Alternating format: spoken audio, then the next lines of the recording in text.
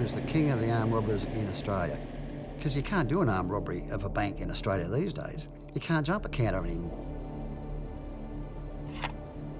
Armed robbers talk about the addictive quality of armed robbery, describe it as a drug-like experience, rush. They're most probably two of the best armed robbers and best planners of armed robberies that we've seen for a long time. This is the story of Russell Mad Dog Cox, Australia's most famous fugitive. And Ray Chuck Bennett, the mastermind behind Australia's biggest heist. They were ruthless armed robbers who wouldn't hesitate to kill. Both men were feared and admired by their peers and police for their courage to do what other criminals would not.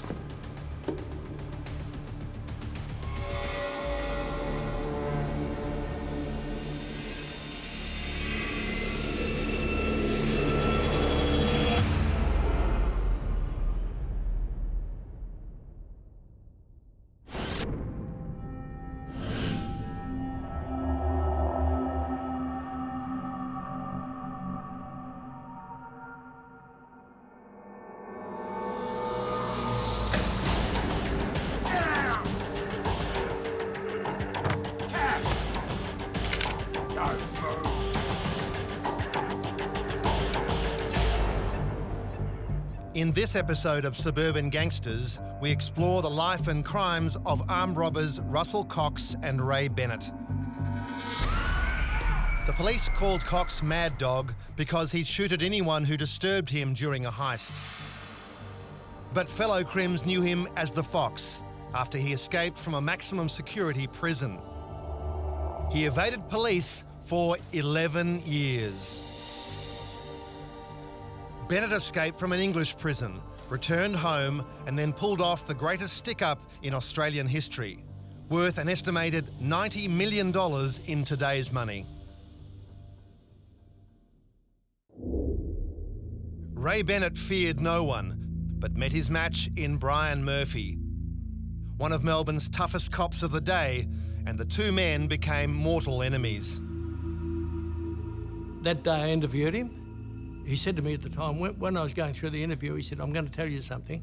He said, "At my time, the time of my making, in the place where I want to, I'm going to blow your fucking head off. You're nothing but a cunt, and that's it." I said, "Well, fair enough." I said, "It started now." He said, "No, it'll be when I'm fucking ready." Raymond Patrick Bennett was born into a poor family in Chiltern, country Victoria, in 1949. He was a kid that wasn't sure where his next meal would come from. His family and he would be kicked out of home and they would effectively be homeless for a short period of time. That's a husband, a wife and 3 children living on the streets for a day or so. Ray's uncle, who was a painter and docker, would give them some money to get them back on their feet. The Painters and Dockers Union was the gateway to crime in Melbourne. Many of the membership were honest workers, but the union also welcomed crooks into its ranks. Hard men whose trades were extortion, robbery and murder. Since World War II, it got more and more corrupt. Part of the reason it got more corrupt was that Pentridge released prisoners, people that got out of Pentridge, couldn't find a job anywhere else, but they could always find one on the docks. They would employ ex-crims. No other institution in Australia would employ ex-crims. So they were known as people who were being prepared to sort of hire someone who had been in jail before. Your record didn't work against you. So therefore they had this incredible reputation of being almost a criminal organisation. In 1963, naive and fresh from the country, Ray Bennett got a job on the docks through his uncle. He became a painter and docker at 14 and he was moving around with some of the most significant criminals in Melbourne at the time. He was watching them and learning from them. Any 14-year-old boy who's exposed to the world of adulthood is going to take on, in the early days, the norms of that environment he's in. Being in the Painters and Dockers Union at that age would have been very strongly influenced by the environment of being in a group of adults who could do what they wanted to, take what they wanted, and smuggle whole containers off the docks. As the new kid on the dock, it was Bennett's job to punch the work tickets of senior union members so they'd get paid for work they didn't do. It was part of an elaborate dockers scam called ghosting. Ghosting, in waterfront language, means collecting pay packets for men who haven't worked. According to the bulletin, there are twice as many pay packets as painters and dockers. By age 19, Bennett had amassed convictions for stealing, housebreaking, receiving stolen goods and safe-breaking. In his own way, he was the mastermind criminal. He was frightened of nothing. He knew more than the old blokes that had schooled him. And as far as he was concerned, he was number one. And a lot of blokes that worked for him, worked with him and admired him, believed that he was. Age 20, Bennett met the love of his life, Gail Petrie. Young and madly in love, Gail had no idea of Ray's criminal history. When a woman marries a man who is a serious criminal, it's often the way that they would prefer not to know. In Gail's circumstance, it only became known to her after they married. So there's love there, and there's this very strong bond. She's not going to judge her husband for what he does from that point. Well, he started taking on, you know, banks and armoured cars and safes and all this kind of stuff. So he wasn't frightened to point a gun at somebody. He wasn't frightened to kill. He wasn't frightened of police. Ignorance may well have been bliss for Gail Petrie, especially after the money came rolling in.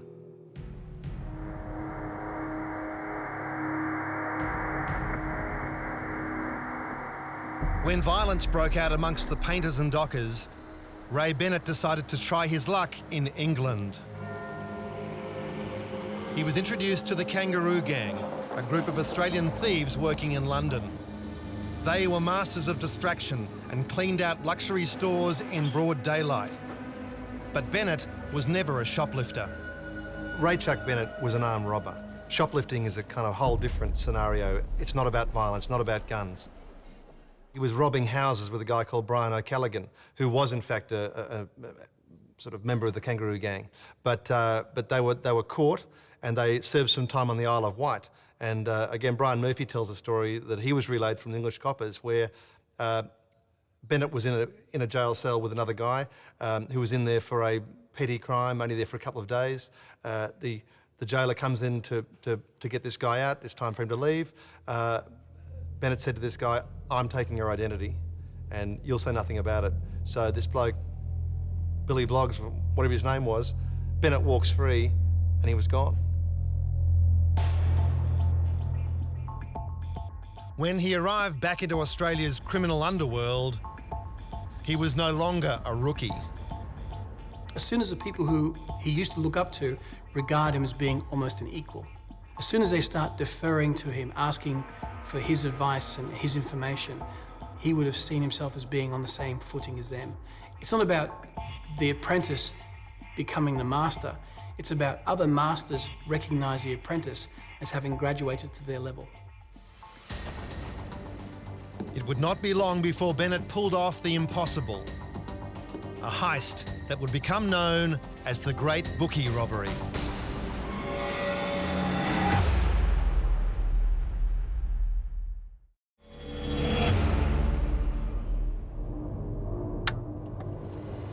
The only man ever to escape from the Supermax security prison Katingle was born Melville Peter Schnitzerling in Brisbane in 1949.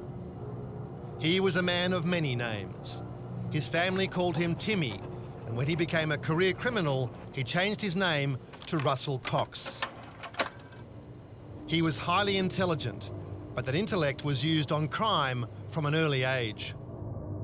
Like most professional criminals, Cox comes from a background of juvenile crime. Mark Reed tells a story which may well be apocryphal, that Cox's life of crime began when he was about 10, when he'd won a raffle, the prize for which was a bicycle. Cox had not been present for the draw of this raffle and had therefore been denied the prize, and in some sort of misguided retaliation had stolen himself a bicycle. Certainly court records show that Cox was before Ashfield Children's Court, age 11, for stealing 3 bicycles. Schnitzeling came to notice for his losses, not his wins, with convictions for assault and car theft. Like Bennett, he had an appetite for risk, but he was impetuous and defiant. A year later, he was committed to an institution until he was 18. He has spent the majority of his childhood in boys' homes. Inside the boys' home, Cox developed his violent nature. I suspect that Russell Cox was brutalised, was punished. I suspect he had a very difficult, rather challenging childhood, and he defended himself with the means he had at his disposal. I suspect he dealt with a system that was unforgiving towards him, and I felt he probably defended himself with those skills that he had. He graduated from boys' homes to jail, doing his first 3-month stretch at the age of 18. He was still a petty crook, but he was getting hooked on the thrill that crime brought. Personalities of people who get involved in crime, quite often what they are is we call them sensation-seeking or risk-taking. They have low levels of natural arousal, and what they need is something that's going to give them a buzz. So crime, particularly crime that's risky, crime that's dangerous, a crime that also has good or big payoffs, tends to be quite buzzy. It does. It raises the adrenaline, and to that end it meets a psychological need that they've got, which is to be sensation-seeking, to be risk-taking. It so happens that those needs are much more strong when a person's young. At the age of 24, he received a 4-year jail sentence for break and entering. To this point, Melville Peter Timmy Schnitzeling was a failure as a crook. But in jail, his education rapidly progressed. He emerged from prison with a new name, Russell Cox, and a new trade, armed robbery.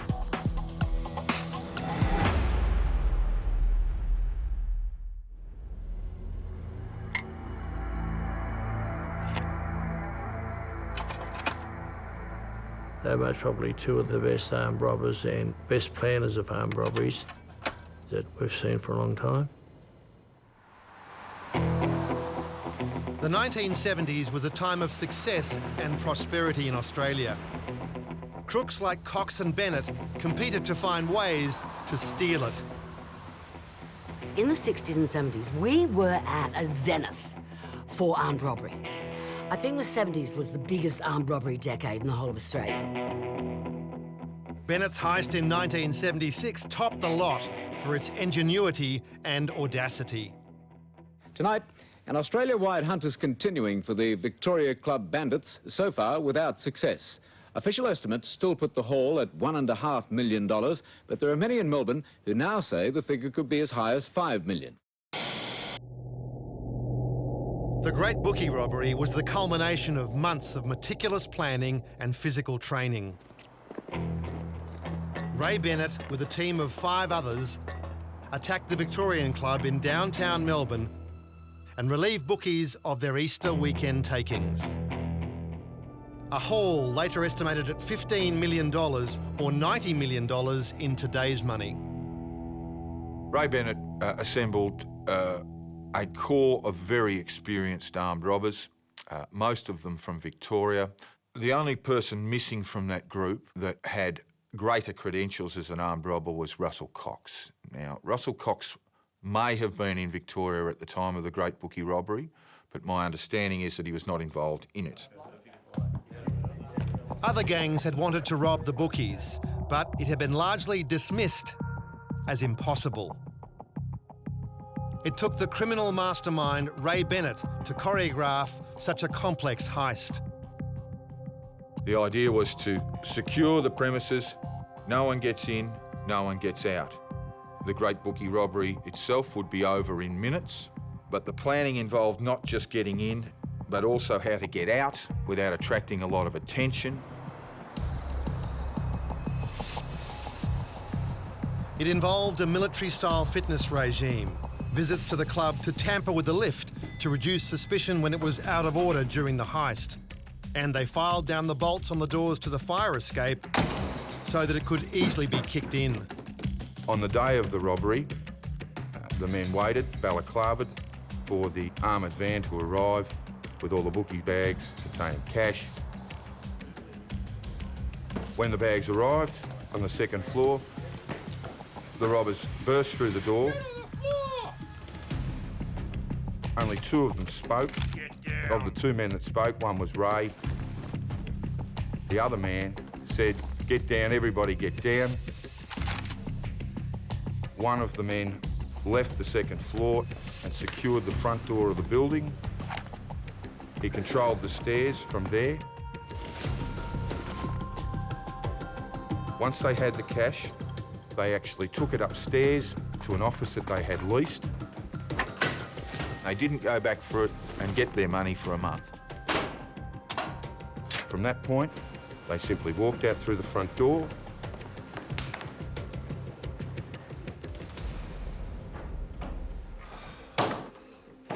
And all six men joined up later that day for lunch in a pub in South Melbourne to celebrate their success. While Bennett was laying low after pulling off the biggest heist in Australian history, Russell Cox was planning an ingenious escape from Katingle, the Supermax wing of Long Bay Jail. He'd originally been sentenced to 12 years for armed robbery, but during a failed escape attempt, he'd nearly killed a prison officer. So Cox was transferred to Katingle. Cox, being such a high security risk after the hostage taking of the prison officer, was domiciled in Katingle, which was the high security wing for the state's most dangerous criminals. Katingle had a method by which it was not just solitary confinement, but where even your meals would be given to you on a mechanised plate. You would have no contact even with your prison warders. Katingle was a very debilitating place. It was virtually a concrete blockhouse, a place that I would never have thought anyone could possibly escape from. Russell Cox is the first prisoner ever to escape from Katingle, the new maximum security section here at Long Bay Jail. He's also regarded by police as potentially the most dangerous prisoner ever to escape.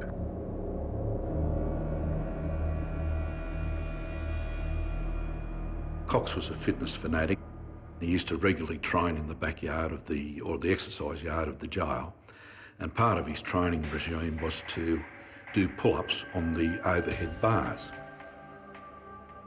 Ron Woodham was working at Long Bay as a guard at the time. Russell Cox smuggled a small piece of hacksaw blade in a belt when he was out on escort. At court, he was given the belt and he swapped belts. He'd climb up the grill work there and do chin-ups on the bars on the roof. Just take the blade out for a couple of saw cuts every day, put it back and just exercise. You've got to give him credit because he was able to climb up, hang on by one arm, saw with the other, and do a little bit of sawing each day. When he finally got that bar cut through, he was able to escape. Once onto the roof, Cox is scarpered over that, jumps over the edge of the concrete bunker, runs a short distance to a wire fence, scales that, runs another short distance, scales another fence, and then he's had a couple of 100 metres to run to the brick perimeter wall around Long Bay, over that, and then he's off.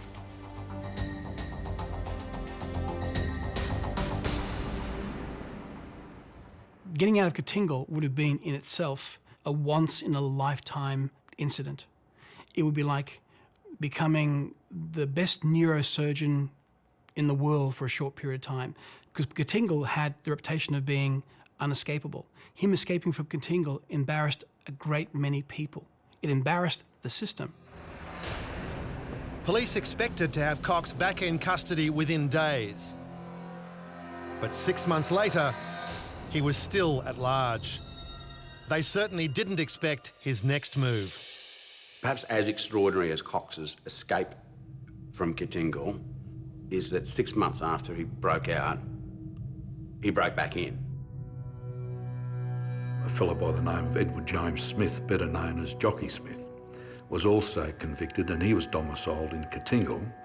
And because Cox and Jockey Smith had such a long association, Cox was in fact disturbed trying to break back into Katingle to spring the escape of Smith, but he was disturbed and again successfully ran away. Now, for a criminal justice system that prides itself on keeping the worst of the worst in jail indefinitely, his escape would have held him up to be the ultimate target.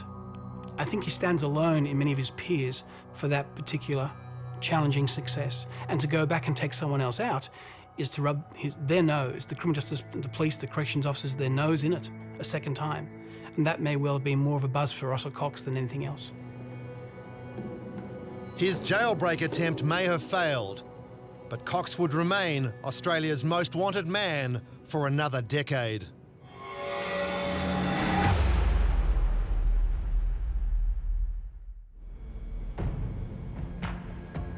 In 1976, Ray Bennett, one of Australia's best armed robbers, pulled off the Great Bookie Robbery, worth an estimated $90 million in today's money. I imagine part of him is thinking, I've done a pretty good day's work today. It was a bigger haul than we thought it was going to be, and therefore it was very successful. The other part of him is thinking, well, now I've put my hand up as being the biggest person around today. There are going to be plenty of people coming to chop me. Any part of that amount of money would have been an attractive bait for anyone, because once he'd obtained the money, it would have been easier for them to steal it from him than to steal it from the original source of where the funds were stored. The huge prize was expected to attract the attention of the infamous toe cutter gang. They were renowned for persuading armed robbers to hand over their loot, sometimes by lopping off toes or applying a blowtorch. Now, they were a rough bunch of guys linked to the IRA, but they looked at Ray Bennett and his gang in Melbourne and they decided that that was a war they would rather not fight. So the toe cutters stayed away, and to the degree that Ray Bennett was extorted or had money extorted from him rests essentially with Les and Brian Kane. The Kane brothers were members of the Painters and Dockers Union and had ferocious reputations. The two of them would always front up, collect money, and they used to show a lot of violence. And they'd jump all over your head, you know, to collect $300 or $400, you know, and they used to break your legs and break your arms and lots of stuff and put holes in you. And they were very violent people. There was a lot of money splashed around, and you see, this is what irked the Kanes. They wanted a bit of the pie, and they were going to try and use the tactics that the toe cutters in Sydney used, but they didn't have the dash. The bad blood began in a suburban hotel. During a brawl, a Bennett gang member bit off part of Brian Kane's ear. In retaliation, Les Kane declared war and threatened Bennett's family. There were a number of rules being broken at the time. The main rule is that you don't involve families. But when Les Kane had threatened Ray Bennett's family, Ray Bennett thought, well, OK, the gloves are off. Bennett decided a preemptive surprise attack on Les Kane would solve his problems. Police say Leslie Kane, a former painter and docker, was murdered in his Swan-Turner home, but his body was never found. 3 men were charged with Leslie Kane's murder: Lawrence Prendergast, Vincent Mickelson, and this man, Raymond Chuck Bennett. There are a couple of different versions of this. That the gang had actually infiltrated into Kane's house. They had watched Les Kane come in. They watched him as he put his gun in the medicine cabinet, ready to have a shower or something. They leapt out, grabbed him, shot him with several automatic weapons. His wife and kids were on hand at the time. The gang bundled his body into the back of his own Ford, and Les nor the car were ever seen again. The fact that they did it in front of his wife and kids was, you just couldn't forgive that kind of thing. From that time on, villains' houses weren't safe, nor were anybody else's houses. Killing Kane in front of his family would have dotted the I's and crossed the T's. It means that I'm not afraid to butcher you in front of your loved ones. It was an execution, and it was a public execution. There's nothing more public than doing it in front of someone's family.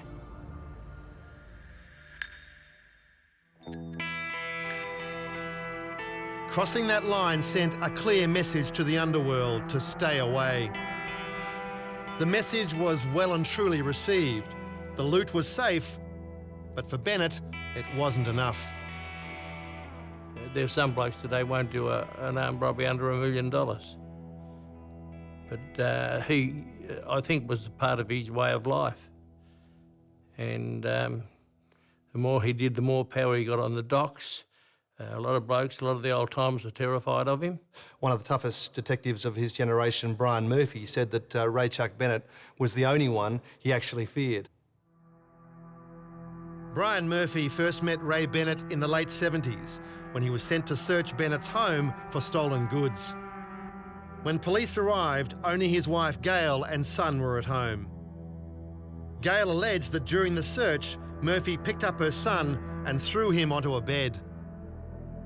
She was on one side of the bed and I've walked to the end of the bed and diagonally, if you cut the corner off at a 45-degree angle, I passed the baby over to her, a little fellow, he's about 3, I think, and everything was all right. And because once she was upset, she was in full flight. So I got out. And that was the last of it until later that evening, he and another bloke visited us where, at the corner of the Victoria Pizza Parlour. Bennett believed Murphy had used unnecessary force with his son. As far as he was concerned, Murphy had to go.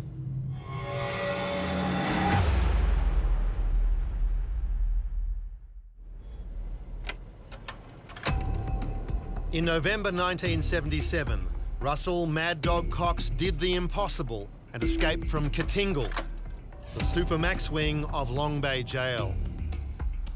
It was expected he would be recaptured within hours of his escape, but a year later, he was still on the run. Cox is a master of disguise and can alter his appearance at will. He's known to have studied theatrical makeup and can use wigs and glasses to hide his true physicality. Almost all prison escapees are recaptured. But 40 years ago, without the benefit of facial recognition software or CCTV, the police relied on reported sightings. If you take any of the known pictures of Cox, there's nothing particularly physically striking about him to start with. He's also been able to change that fairly ordinary appearance, sometimes just with basic things like spectacles, different haircuts, different facial hair, seem to dramatically change his appearance.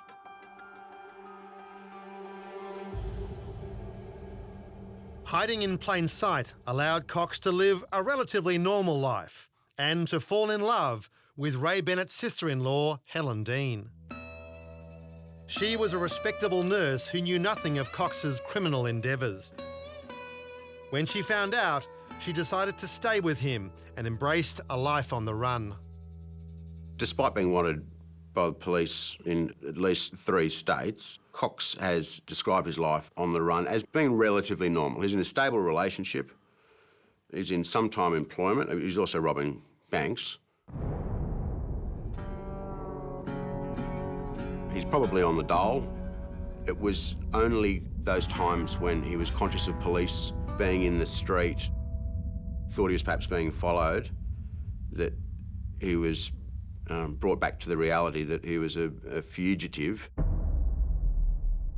For 5 years, Cox had managed to stay off the police radar. But in 1981, he was implicated in a hit on a payroll van carrying $327,000 in cash.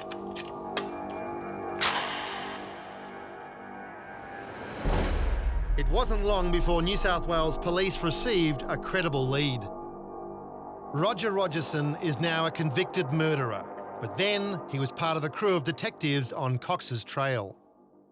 The closest we got to getting him was some time later, some years later, up near Mawulumbar, and we'd received information that he was on a farm there. And I took a team of guys up there, including some very smart surveillance guys, and we were quite satisfied that he was at this particular property. We liaised with the local police over that night and the next morning. Now, whether someone amongst those other police officers said something stupidly and someone picked it up in the town, by the time he got out of that farm, he was no longer there. Cox and Dean escaped to the quiet suburb of Mount Martha in Melbourne's southeast. January 1983, Cox turns up at Mount Martha, a house occupied by Ian Carroll, former Great Bookie Robber and a very serious crim. Dean's brother-in-law, Ray Bennett, had introduced them years earlier.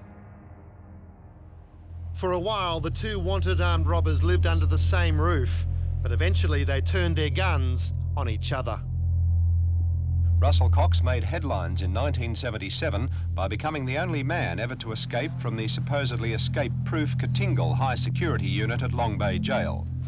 He's wanted for questioning about the murder in January of Melbourne painter and docker Ian Carroll at this house in Mount Martha on the Mornington Peninsula. A large cache of weapons was found at the house, one of the biggest illegal gun hauls ever made in Victoria. During the gunfight, Cox had been shot in the thigh, but he and Dean were long gone when police arrived. Helen Dean was a trained nurse and was apparently able to go above and beyond those skills, removing the bullet in Cox's leg, providing him with all of the treatment he needed. Apparently he was up and literally running the next day. But Cox's charmed life on the run was about to come to an end.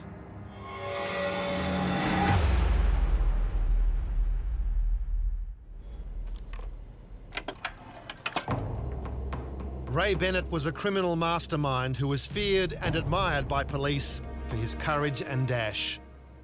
But he met his match in Detective Brian Murphy. And as far as he was concerned, Murphy had to go.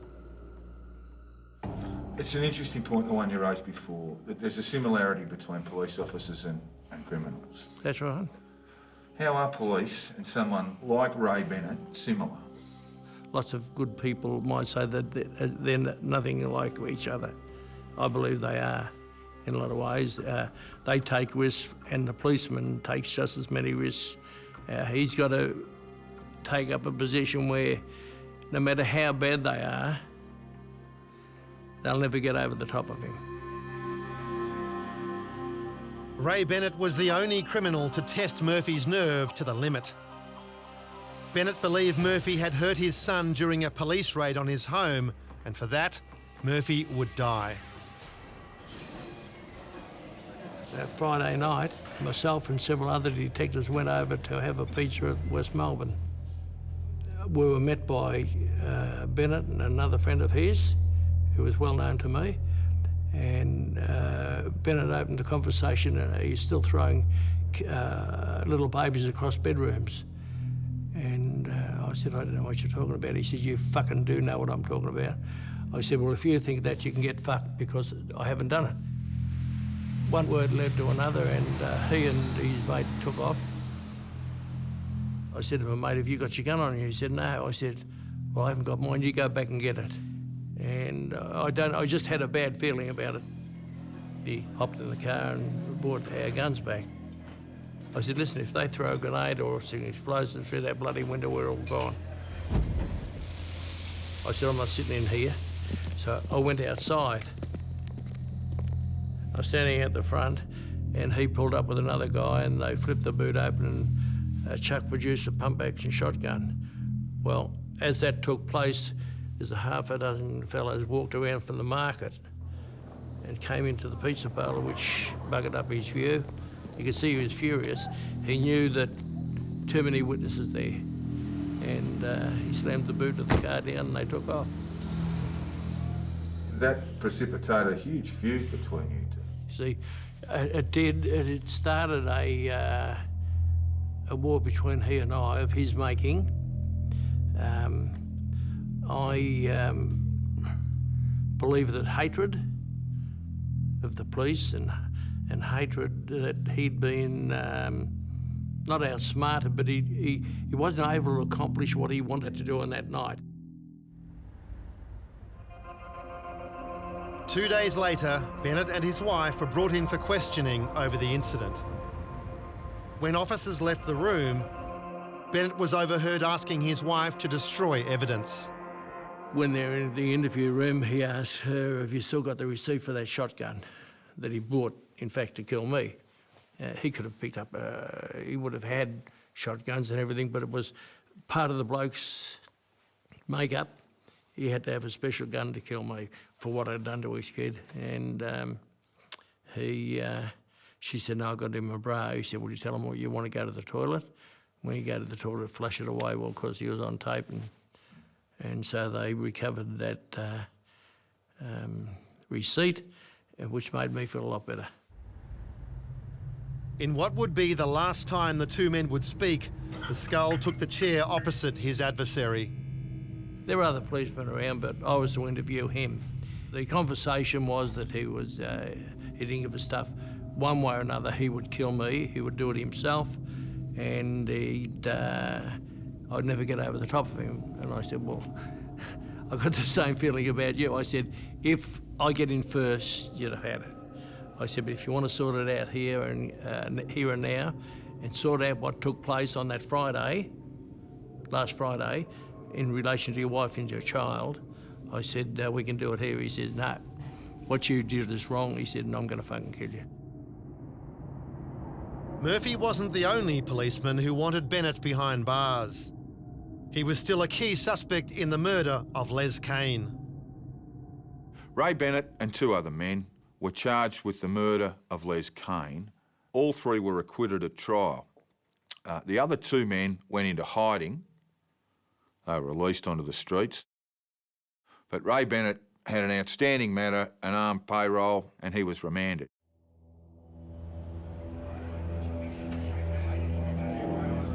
Yeah, he was in Heist Division, and the Canes had all their people down there plotting and planning to stick knives at him in Heist Division, and that's why he was pleased that I went in the yard with him. Because I went in the yard with you, you're as sweet as a bun. I ran Heist Division. Let's not beat around the bush. I ran Heist Division. Bennett would have been prepared for retribution within prison walls, but not in a courthouse. Raymond Patrick Bennett was gunned down in the corridors of the courthouse as he was being led to the 10th court to face armed robbery charges. The killer stood at the top of a flight of stairs and fired 3 shots, hitting Bennett twice in the chest and in one of his hands. As the killer calmly turned and went down the back stairs of the court, Bennett reeled backwards and ran into a courtyard where he collapsed in a pool of blood.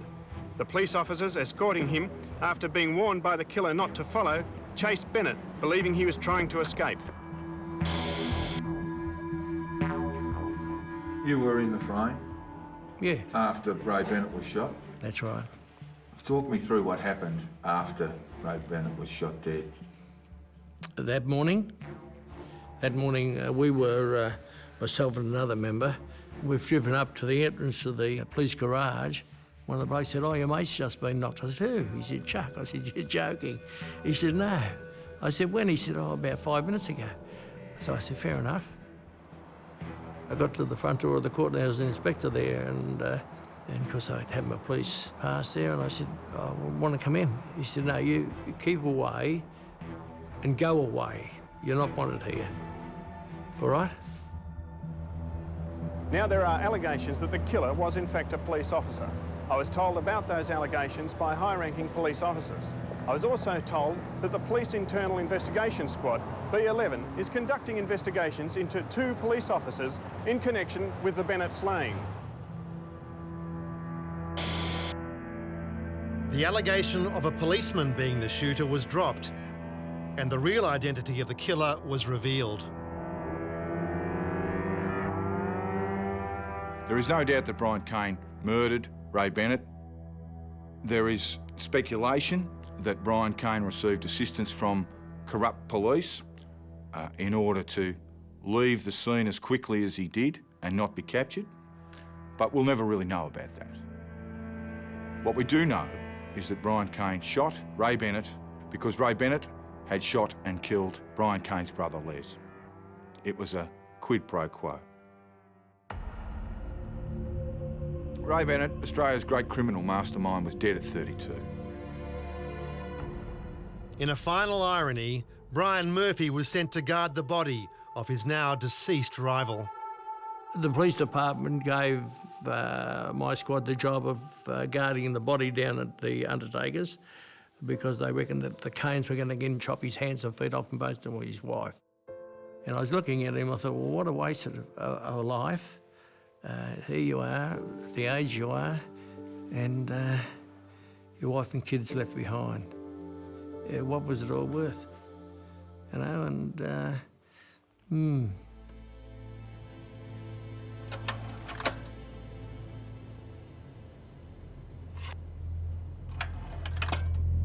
Russell Cox and his partner Helen Dean mourned the loss of their brother-in-law. Bennett's death would not go unpunished. Two armed men wearing balaclavas entered the Quarry Hotel and shot painter and docker Brian Kane twice, once in the head and chest. He was rushed to hospital but died shortly afterwards. The chief suspect, although never charged, was Russell Cox.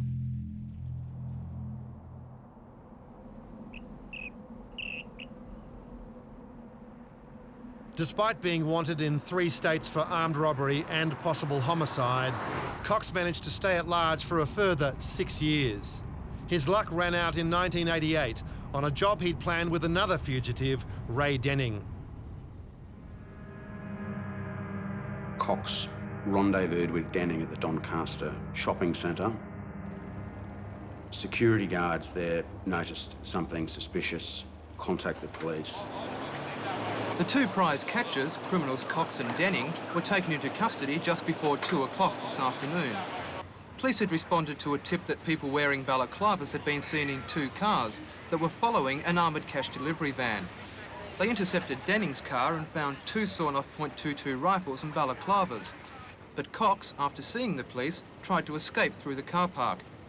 A policeman armed with a shotgun fired 3 shots at Cox's car, shattering the windscreen and hitting the door and boot. Cox then lost control of the car, colliding with a brick wall. It was only after Cox was taken to CIB headquarters that police realised the significance of the arrest. The armed robbery squad turned up, realised that Denning was in the car park, but initially had no idea that they also had a far bigger fish.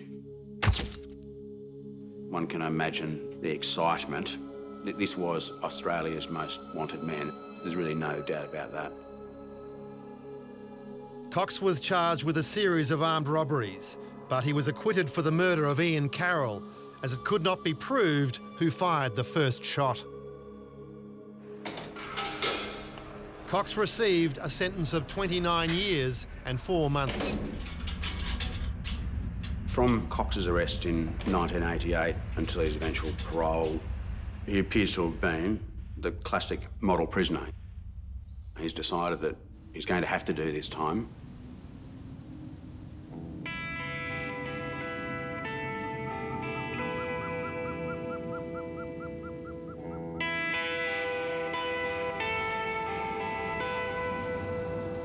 In 2004, the parole board granted Cox an early release. Before Cox left prison, he said that he wanted to live a quiet life, that his days of criminality were well and truly behind him.